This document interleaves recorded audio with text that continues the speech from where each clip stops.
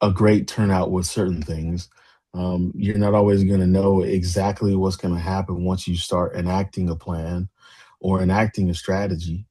But if you sit back and you take a calculated risk and you think, okay, what's the worst that could happen? Right. And as long as you know you're not going to get anywhere near that worst, then take the risk. When we think about building a company culture, we usually imagine uh, perfectly drawn blueprints. Like you write a mission statement, you put it on the wall, and you just expect everyone to follow it. Right, but step into a rapidly growing business and those blueprints, they fly right out the window. I mean, the most successful teams are quite literally building the plane while they're flying it. So true. And welcome to this deep dive on the Continuous Improvement Lab. It is season 5, episode 45. Wow, 45. Yeah, and we really want to express our deepest gratitude to you, our listeners, across 43 countries. But I do have a quick favor to ask. Currently, less than 20% of our listeners are actually subscribed. That is wild to me. Right. So if this deep dive helps you, please consider subscribing or following, and maybe share it with 10 friends or business associates. It really helps us with the streaming algorithm so we can keep bringing you these best-in-class business cultural insights. Absolutely. And our focus today is specifically on ways to improve team cultures.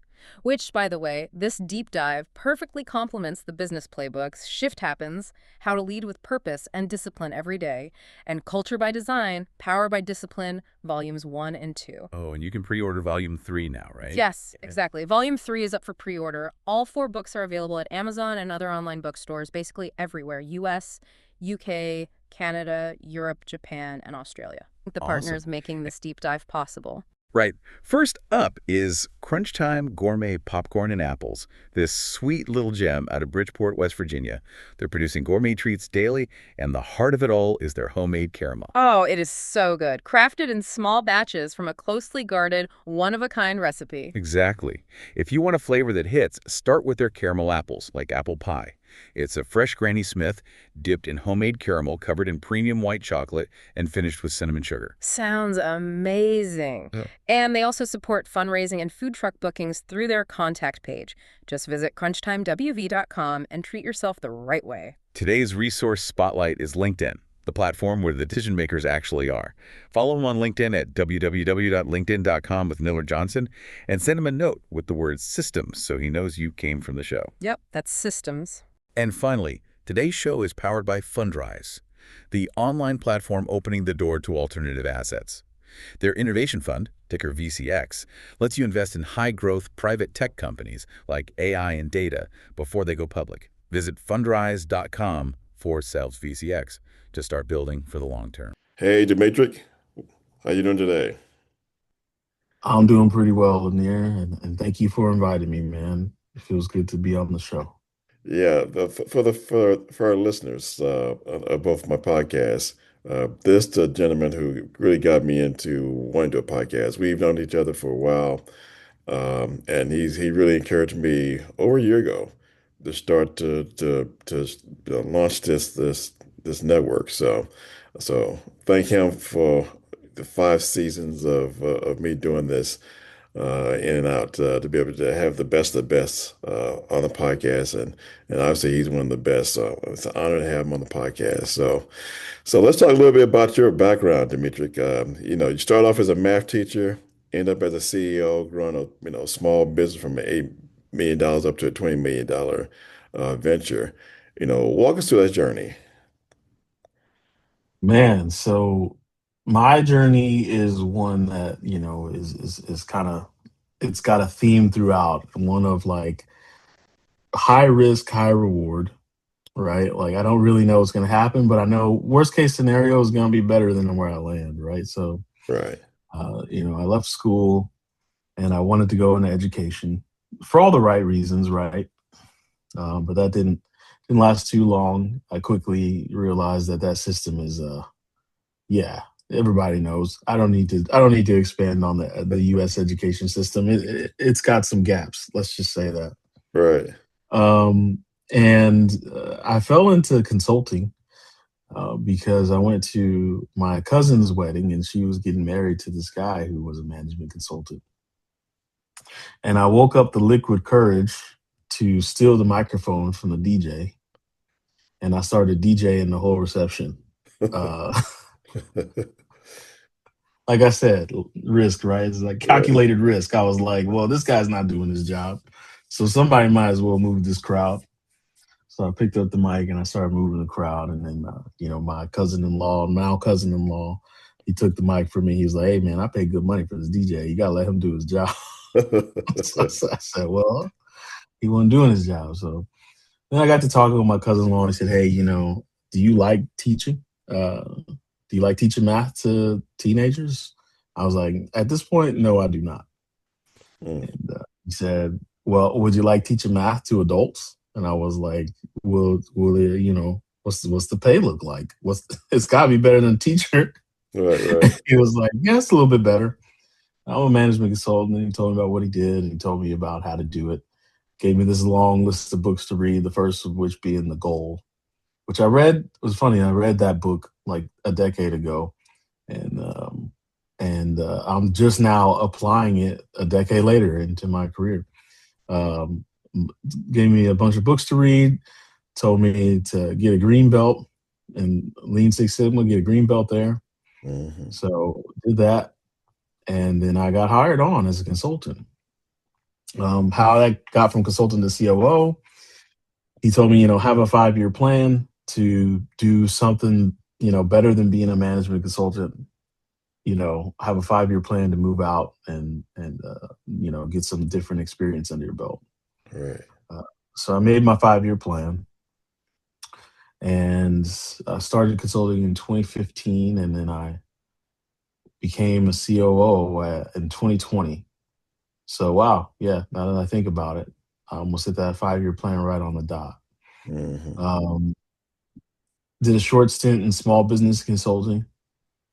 Um, and yeah, I was hired on. It was 4 companies in one, 4 construction companies, all rolled up into one. And yeah, that was the path. Basically, one of my clients, they gave me an offer while I was on the road, and they wanted me to come in and run their operations, and I took that offer. Right, so that's kind of that journey, um, from teacher to COO. Mm. So um, Well, at the time I've known you, you always use this phrase, building a plane while I'm flying it. Yeah, I've heard you use that over and over again. So, what does that actually look like, in the real business environment? yeah, so I mean, it's an interesting phrase, and I just kind of I take it to it's like if I were to Aesop's fable that phrase, it just means taking a calculated risk, right? Like you're not always going to have a great turnout with certain things. You're not always going to know exactly what's going to happen once you start enacting a plan or enacting a strategy. But if you sit back and you take a calculated risk and you think, okay, what's the worst that could happen, right? And as long as you're not going to get anywhere near that worst, then take the risk, Hmm. right? Um, to take it back to just my journey, right? I could have not taken that gig as a COO. I could have stayed on the road, and I would have still been consultant. Nothing be wrong with that. But I doubt that my growth would have been nearly as much as if I didn't take that role, right? So, what was the worst that can happen? I could have gotten that job and got fired after a year, but I'd still have COO on my resume, right? And I would have a good chance to explain how I got that on my resume if I moved onward to anywhere else, right? Right. So it's just about taking a calculated risk. And in business, if you're in a management or a leadership role, you've got to keep mental space and keep enough mental space to understand these calculated risks, because your decisions affect more than just you, they affect your team as well. And sometimes they affect the entire business, right? Right. But the old adage exists for a reason: no risk, no reward, Hmm. right? Take it, for example, when I was running those construction businesses, um, the tariffs were shaky then too, right? It's 2020, so tariffs were shaky then too. We took a huge risk and we bought a whole bunch of material, right? Wrote a huge check, got a whole bunch of material in here before the tariffs on China went up at the time. So we were actually able to make our, do what we needed to do for a lot less than our competitors. Now, had it not gone our way, we'd just be sitting on mountains of material, right? And trying to find a Right, way to liquidate it years down the road. right, right, But, worst case scenario was, well, we could take on this material right now, and worst case, we don't make it all, then we could sell it, or find a, build up a program to get this material sold really quickly to a big buyer, right? So it's all about taking that calculated risk. You don't really want to, what do they call analysis paralysis, right. right? Just take a risk, and you're going to get rewarded. And if you've been preparing yourself and your team, then you should feel confident and the efficacy of your team to capture the reward from that. So So that's kind of what I mean by that. let's say we talk about risk. Obviously, we know the big risk that you took, from your time, working with other leaders and CEOs. What are some of the biggest risks they face while they're trying to, learn while executing their role, within their organization? You mean like individual leaders, or you Yeah, mean yeah, like on the business side? individual leaders that you've been exposed to during your tenure as, consultant, coach, and also as a CEO working with other, you know, um, business partners. That's a really good question, man. And if I could kind of pull from my memory as someone who did it probably the best was uh, during my time there as CEO, the owners of that company, one of the owners, um, he took more risk than I was even comfortable with. But he Really? taught me. Yeah, he took some risks, man, and some wild risks, things that I can't even like. We were a construction company. This man calls me at 7 o'clock on a Sunday one night, and he's like, "Hey, man, do you know how to sell paper?" And I was like, "Heck, no, I don't know how to sell paper." He's like, "I just found a whole container full of printer paper for like, I guess it was half the price of what the market was demanding for printer paper." And he was like, "I'm gonna buy this paper," and I was like, "Dude, first of all, 7 on a Sunday." Second of all, what are you gonna do with that paper, man? He's like, I'll find somebody to buy it. Like, people need paper." And I was Hmm. just like, okay, man, I'm not gonna help you. I got other responsibilities of which I'm your COO, so you know where my responsibilities are. You go Right. ahead and do that. He's like, you sure you don't want it? I'll give you a cut if we sell it. And I was like, no, man, no. He buys the paper, and like 3 weeks later, he sold the paper. He flipped it for like 3 times as much as he paid for it. And in that moment, after he sold it, he told me, he's like, listen, man, if you have a problem with risk, you're only going to be so successful in business, right? Mm, You have to take risks, right? And I learned so many lessons from that just one small iteration. Like we had so many different experiences together where we were taking these large risks. One, they had never had a construction division. I mean, sorry, a commercial division, right. right? And I told them, hey, we are sacrificing some of our labor and our workforce to go into this. However, it only takes a good 1 to 3 good jobs in that commercial arena, and your reputation will expound pretty quickly as someone who's reliable and you get a lot of work done in a good time frame. And now I check back, their commercial division is pulling in more revenue than than their residential division, right? So it's just like, I took a little bit of risk of, hey, we're going to pay some upfront costs to not necessarily getting paid really frequently on all this work that we're doing for this commercial client. But once we do this 1 or 2 jobs really well, they're going to just start pouring in because, they'll basically hire us as one of their go-to subcontractors, right? Hmm. So, uh, those are some experiences I had just from that. Those particular leaders was basically the other co-owner actually used to say something that I'm still trying to digest, Linnell, and be honest with you. But he's like, you know how people say ready, aim, shoot, or ready, Right. aim, fire? He's like, that's not it. It's fire, ready, aim. And I was like, what? And he was like, broke it down to me. He was like, listen, you've got experience, you've got repetitions. if there's a threat coming or if there's an opportunity coming, just fire. You're going to get in the ballpark. And then once you figure out where you hit, you ready, and then you fire again. And that's when you're accurate. And I was like, oh, okay. So I'm still trying to digest that one. That one's still too Right. comfortably with me. But I see, their success and it's still expanding after I've left. And I see like, oh, I get what he means. He's like when the opportunity comes, just take a swing at it.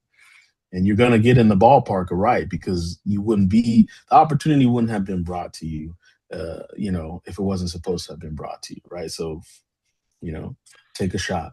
So Right. those are two leaders I would say that have really kind of pushed me over the ledge of like, hey, take a risk without really knowing what the end result is going to be. Well, let's Right. take still with this example, of your when you was a CEO. I want to talk a little bit about scaling and operational discipline. Like I said, as I did in your intro, you took it from an $8 million company up to a $20 million company before you left. I guess one of your focus was trying to reduce cost of goods sold significantly. What were some of the other key operational levers you used or you focused on, during your tenure as a CEO?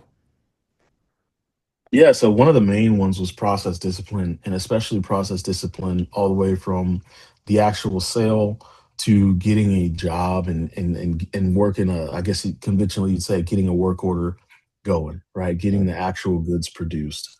Um, it was kind of an easy company to fix because before I got there, nothing was digital. So I was able just very simple, basic Google Drive automations. Sit them, they were like, "Oh my god, this guy's a wizard," and I'm like, "Not really. These are like buttons you can click. You can click these buttons in the settings, right? They'll fix you up."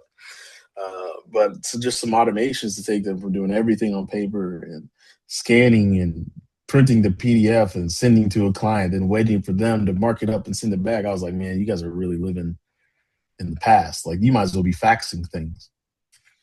So we short up the processes from sales to production, right? Everything administratively to basically free up, I don't know, it had to be at least 10 working days of time for all of my inside sales team to get a project from sold to into production. It was never really an issue with production. But then on the production side, we just looked at really, really basic things. Like, for example, a startup sheet, a startup checklist for my installation teams. Right, Right. every morning when you come in, look at this checklist, and it's going to make sure that you have your sinks, you have your brackets, you have everything that you need.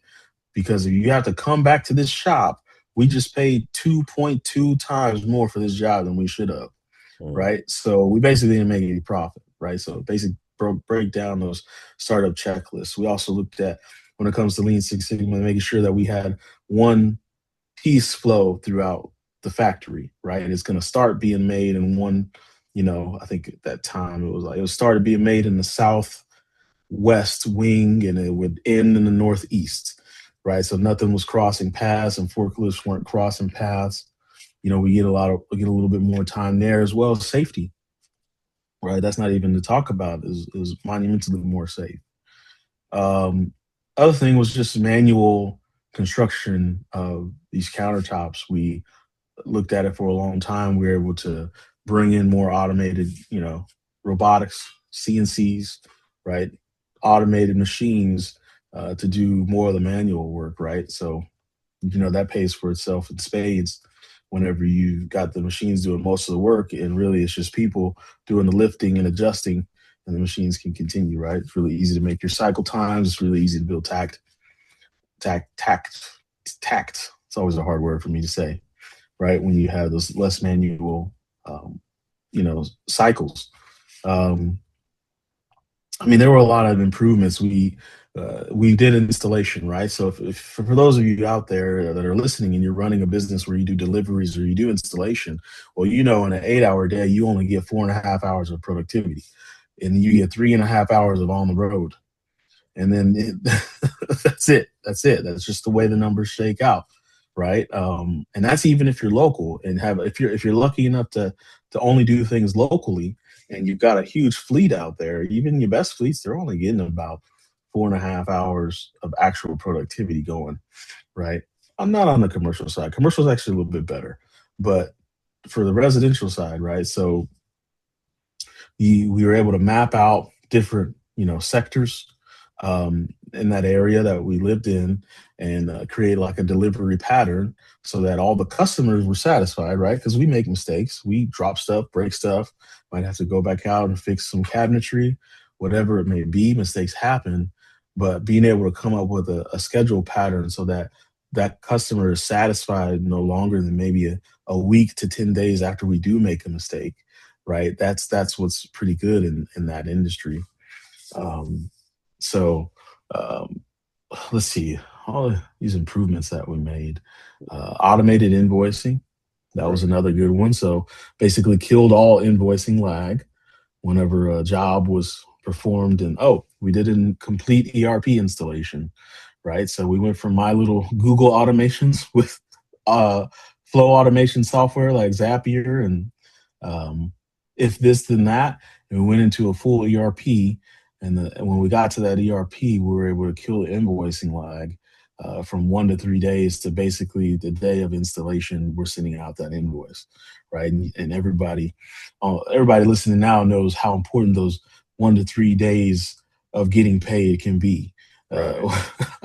on any business's level, right? Right. So, Well, let's try to just talk about technology and human systems a little bit. I know a little bit about your background as a consultant. I know your background a little bit about crypto. How do you think about technology in business today? With AI and other slick tools to try to optimize oof, performance or man, operation efficiency. oof, Lanier, that is a question for the ages right there, man. That is, I think that there's few times where a technology actually makes change, like real change. Hmm. Where you got the computer, you got internet, obviously before the computer, the automobile, the plane, um, you've trained, but like I do think that AI is one of those changes where Really? it's going to change a lot, right? um the reason I say so is because I use it, I leverage it, right? I'm one of those guys, you know me, if there's a new tech out, I'm gonna try to learn about it as fast Right. as possible, right? That's because technology doesn't lose, right? Like there's a lot of things that lose, but once a new technology comes in and it's got trustability, that's Right. it. The world has changed from that point forward. Technology doesn't lose, right? And so when it comes to crypto, the jury is going to be out on crypto for a while because it's a little bit more than just the technology. It's testing actual um, infrastructure and currency systems that we've had for quite some time, right? So I think it's more than just the currency. There's philosophical change that has to happen there. But when it comes to AI, um, oh yeah, I think that maybe it's over reported, not over reported, but I think it's a little bit dramatized from the major corporations and how many people they are letting go because of AI. Right. But in reality, the AI gets smarter every single minute of every single day, right? And it learns more and it patternizes more and more of every minute of every day, Right. right? And so you got to think like we're very comfortable with human mistakes. We will one day be very comfortable with AI mistakes too, Mm. right? We're going to say like, oh, that's AI error, and we're going to factor it in the same way we factor in human error to OEE ratings, or we factor in human error to adherence percentages. We say, oh, people are going to take bathroom breaks. They're going to gossip every now and again. People are Mm. going to take smoke breaks, right? So let's just factor that into the efficiency. Well, we're Mm. going to do that same exact thing when it comes to AI. We're going to say, hey, every 1 in 10 times, every 1 in 100 or 1,000 times, this thing hallucinates a little bit. But we checked on all those hallucinations, and it's only an error of like 7%. So let's just go ahead and factor that in. And from Right. that day on, it's a wrap, right? And so I mean, I've leveraged it to build tools for my clients currently that are monumentally more user friendly, and they feel more customized and they feel more intimate because the client is involved. I'm not just whipping something out and giving it to them and saying, hey, use this. It's going to Right. fix all your problems. It's more of like, hey, here's a first pass. Now I want your input and we're going to build this together. right? Mhm. And that process I've found has changed the game a little bit just for what I do right now currently. Um, I mean, this AI is getting high speed, man. So So let's segue to yeah, this. Where do companies go wrong when they're trying to adopt new technology? Like AI or some other system tools you've seen over the last, 5 to 10 years. Where do they get it wrong? they don't know when to build more of the plane while they're flying it. That's where they get it wrong. They don't know when to pull the trigger. Mm, They don't know when to go from old to new. Sometimes you just gotta pull the bandage, right? You go to old to new, and then you start. You're somewhat of a pilgrim, right? You're doing some expeditionary operations with the new technology, that's for sure. But every lesson that you learn dealing with that new technology is going to pay itself off because you will have more familiarity with it. You've right. been working with it prior to everyone else who was a little bit of a curmudgeon who refused to use it. I'll say right now, if you have a business, if you own a business, or and you're in charge of leading a business, and you are looking to implement all the things going on with AI right now, if you're not looking to leverage that, then you're behind. Mm, And it's not about being behind a year or 2 years. Every single minute of every day, you're getting further behind. you, wow. need, you need to figure it out because it's learning, right? And it's learning fast. And there's lots of ways to implement it in a safe and secure way, right? You could build an on-premises server, and you can have an agent that's just giving you your data and feeding it back to you, right? Many ways to implement it.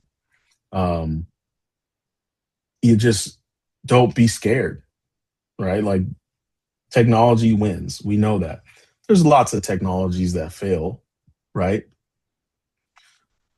But how much does it really cost to how much does it really cost to give it a shot if we're thinking Right. about it?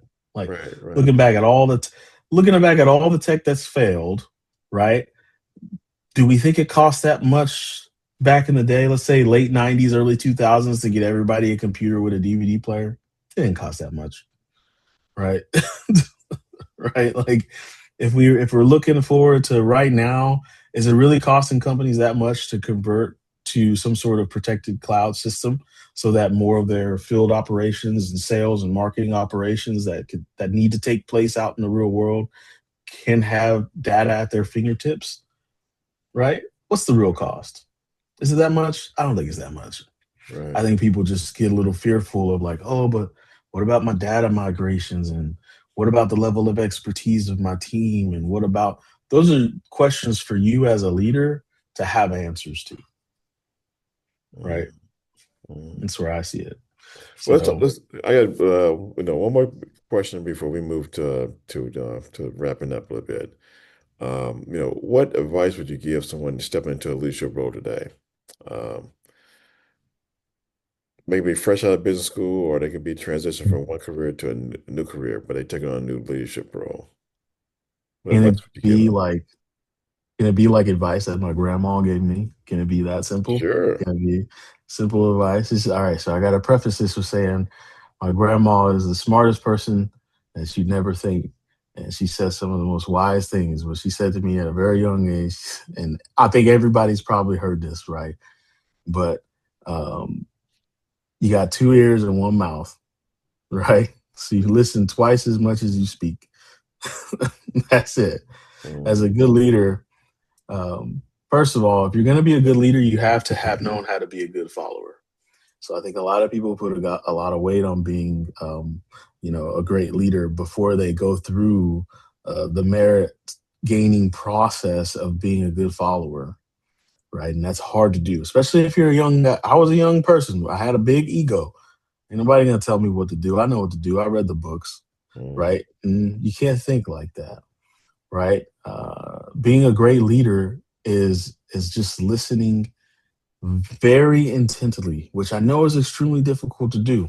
Because it's funny, I was doing this experiment with my father. He'll be 70 later this year, and I was doing this experiment with him, and I was like, "How many things did you have to keep track of when you were a major in the army?" And he was like, "What do you mean?" And I mean like mailbox, voicemail, email, what about all that? And he was like, well, I was in the military in the 80s. So I had a fax machine I looked at every once in a while, phone calls, and letters.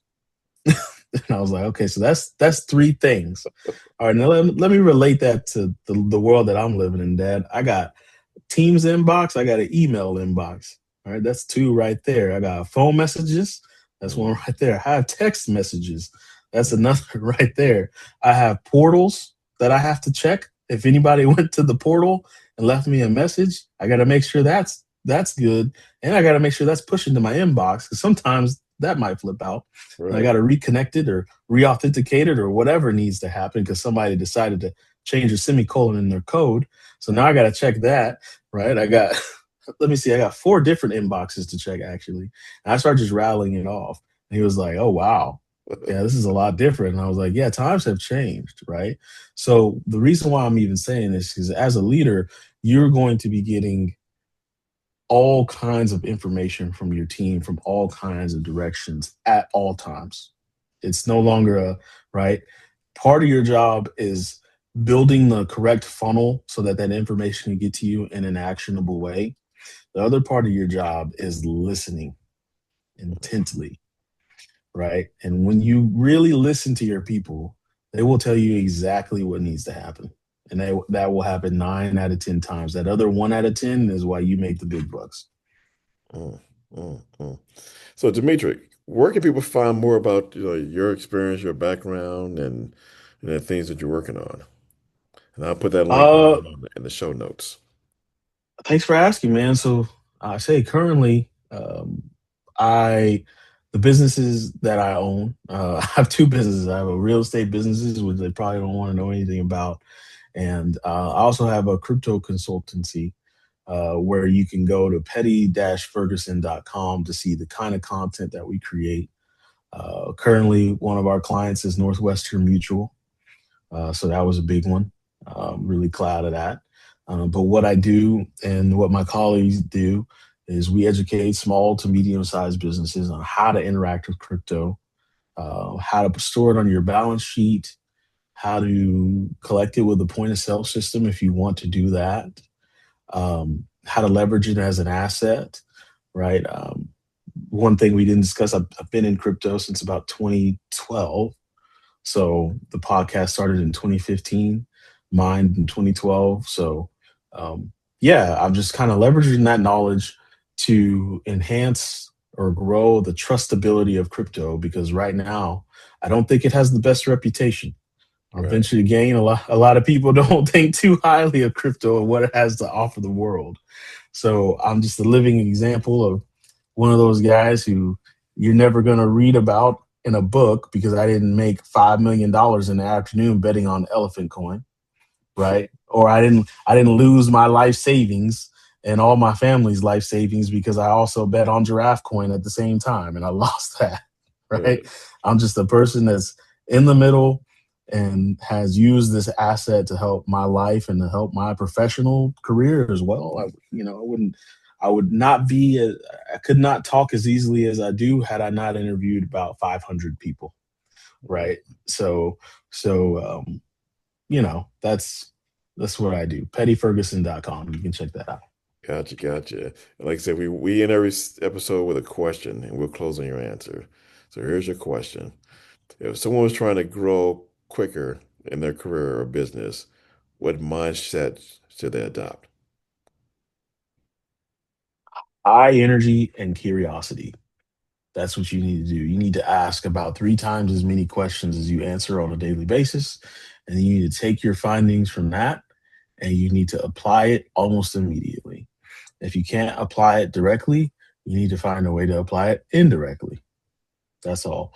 So even whether you're asking questions in some sort of coursework or you're asking questions on the job, you need to be asking about 3 times as many questions as you answer on a daily basis, or you're not really growing, right? And what I mean by applying indirectly? Well, because you're trying to grow, I'm assuming you're not in a leadership role. Well, if you're not in a leadership role, what that really means in pragmatic terms is that your ideas aren't going to be heard as well as you'd like them to be heard. And that just is what it is. So it's a pill that you have to swallow as someone who's early in their career. Yeah, you have all these great ideas, but these other people in these leadership roles above you have both experience and great ideas. And you don't have that experience part. The way you get experience faster is by asking 3 times as many questions as you answer, right? And that's how you get that experience faster. And you can indirectly leverage your ideas or indirectly influence through that leadership that's above you, right? Because you are asking more questions and you are in their face more, what they're going to start to do is ask you for your ideas more. They could say, hey, man, what do you think about this? We talked about this a couple weeks ago, and it was a good conversation. You asked me A, B, C, and D. I'm coming into this situation where I'm at a crossroads in this decision. You know enough about it. What's your idea here? And you seize that moment to talk a little bit and give your idea. And from that point on, you just build momentum. The more and more that happens, the more experience you get, the faster you'll grow. So, Fantastic. Thank you for that, your advice and your wisdom today. Uh, Demetrick, hey man, appreciate it. Thank you so much for making time to be with me and my audience today. And, wish you continued luck and look forward to you joining us in the upcoming seasons. awesome, man. Thank you for having me. Thanks Thank to you you. guys for listening. I really love that. But real quick, before we wrap, please support our sponsors. This episode was brought to you by Crunch Time Gourmet Popcorn and Apples out of Bridgeport, West Virginia. Shop their flavors online at crunchtimebvv.com. That's crunchtimewv.com. And if you're in a serious growth season, LinkedIn Premium is designed to help you get hired, grow your business, or learn new skills. Plus, this segment featured Fundrise's Innovation Fund VCX. If you want access to high-growth tech companies before they go public, learn more at fundrise.com/VCX. And for additional information, please reach out via our website at www.karaswisher.com. Check out our other podcasts, the Continuous Improvement Lab, and our YouTube channel at Karas Innovations Group. And a huge thank you to our executive producer and founder, Lanier Johnson. So as you toss those perfect blueprints out the window and embrace the chaos today, It really leaves us with this provocative thought. If we start accepting AI errors with the exact same grace we give human smoke breaks, at what point does an AI stop being just a tool and start becoming an actual member of your team's culture?